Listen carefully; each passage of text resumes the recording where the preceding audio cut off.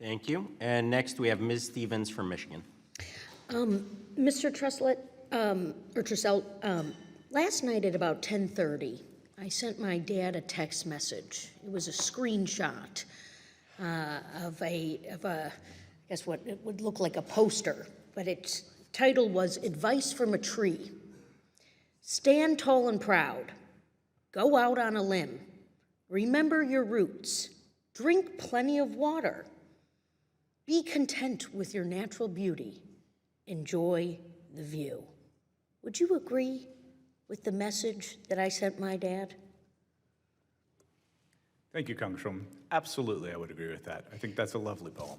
I also just messaged my father to see what he was doing because I thought he'd really like to meet you. My dad is a landscaper. He loves trees. He loves arborists. He loves people who are in the business you are in.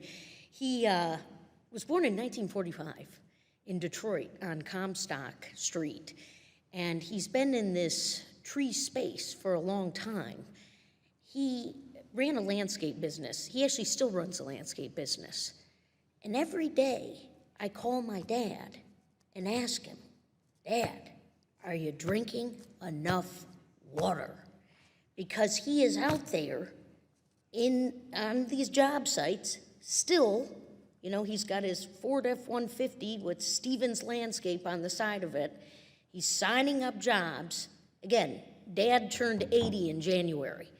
But I think you might understand why somebody like a proud Michigan man like my father loves what he does and loves to design and loves to work with people like yourself. And so I just wanted to take a moment of personal privilege to share an exchange on that, and I'll have to follow up with you potentially after the hearing. But would you say you're a small business, sir? Yes, that's correct. Yeah, so, you know, you're signing up jobs, you're working, you know, and you're taking care of your crew and your team, I have to imagine. Yes. And look, I appreciate with what Mr. Kurtzar shared about this terrible death in the factory, and that shouldn't have happened, and it is outrageous. And you're nowhere near the size of Tesla, is that right? No, ma'am. Yeah, so, you know, I'm sure you also care that, you know, we've got these, you know, maybe some of this mismanagement, and we shouldn't have any loss of life. And to Mr. Parson, you know, what your enterprise is up to is really fantastic. You know, and we like that you're paving roads in Austin. We want you to pave roads in Michigan too, and we know you do.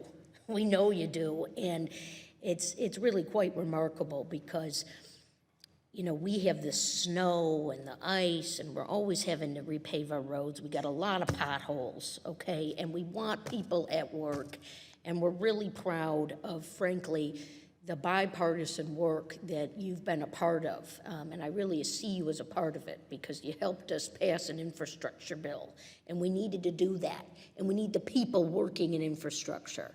Now, Mr. Barab, okay, you were in charge of OSHA.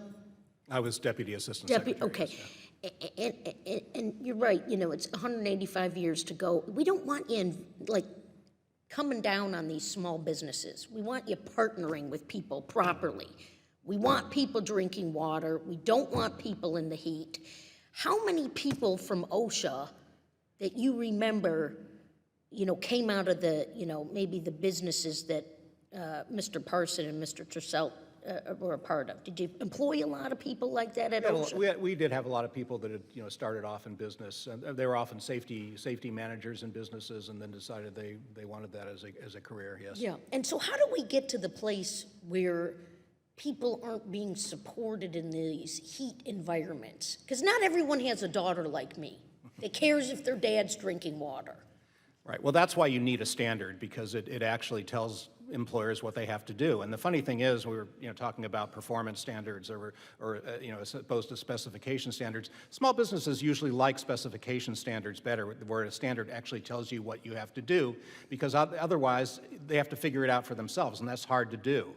Small businesses also have something called the on-site consultation program. They can get free help to comply with OSHA standards and to make sure their workplaces are safe. So OSHA's very conscious about the needs and the problems of small businesses. Yeah, I mean, it's an absolutely fascinating topic because we are experiencing greater heat in this country and around the world, and, you know, as the next couple of decades are projected. And, you know, it sounds cute, but we do need to take it seriously. And, you know, Mr. Chair, I'm so proud to be on this committee. I'm also on the Science Committee, and I do a lot with the standards there. And standards are important.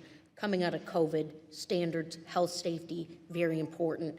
The voices on this hearing today, phenomenal, and we salute you. And from one tree gal to another, you know, man who's in the tree business, we salute you, sir, and we thank our friends in the infrastructure with CRH as well. Thank you, and I yield back. Thank you.